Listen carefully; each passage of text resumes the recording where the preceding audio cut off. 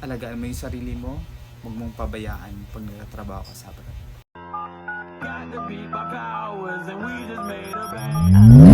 Like him too, he my man, he my boo, he my type, he's so cute. I want him and I want him too. I like him too, he my man. What's up guys, it's me Adventure again, and for today's vlog, pag-uusapan natin yung mga bagay na matututunan mo pag ikaw ay nagtrabaho sa abroad o sa malayong lugar. Based on my personal experience, sa mga hindi pa nakakilala sa akin, galing akong abroad. I work in Saudi Arabia for 2 years and Qatar, and also in Qatar for almost 7 years.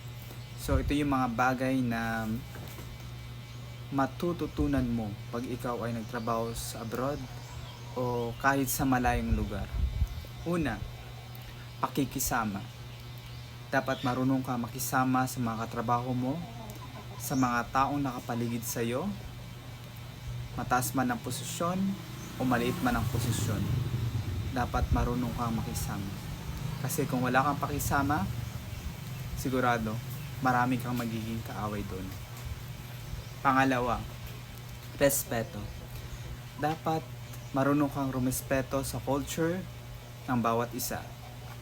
Lalo na pag nagtatrabaho ka sa Middle East dahil magkaiba yung relihiyon mo o relihiyon nila. Dapat marunong kang irespeto yon, yung pagkakaiba-iba nyo. Yun. Kahit sino pa man yan, kahit sino pa man siya, mataas man posisyon niya, maliit man ang posisyon niya, dapat marunong ka rin respeto sa bawat isa sa kanila. Sa mga katrabaho mo, sa mga bosses mo, sa mga taong nakapaligid sa iyo. Pangatlo, pasensya. Dapat mahaba yung iyong pasensya kasi hindi sa lahat ng oras okay ang lahat. May pagkakataon na susubukin ang iyong pasensya. Dapat habaan mo ang iyong pasensya. Pang-apat, pagiging independent. Pag nagtatrabaho ka sa abroad or sa malayong lugar, matututo kang maging independent. Gaya ng mga gawaing bahay. Ayun, pagluluto, paglilinis.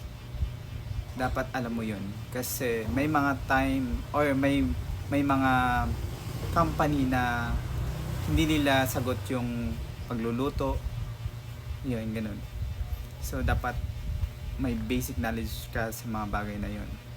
At eventually, malalaman mo rin yan kasi marami na tayong mga social media platform na nagtuturo kung paano magluto, paano maglinis, paano mga gawaing bahay.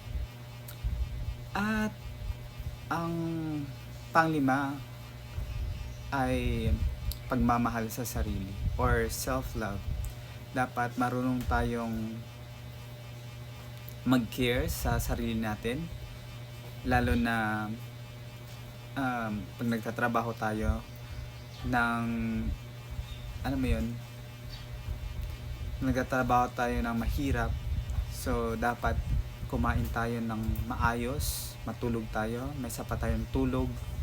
Kasi kung magkakasakit ka doon, ikaw lang mismo ang mag-aalaga sa sarili mo. Kaya alagaan mo yung sarili mo, huwag mong pabayaan pag nagtatrabaho ka sa abroad. And that's all for today. Thank you for watching. Bye.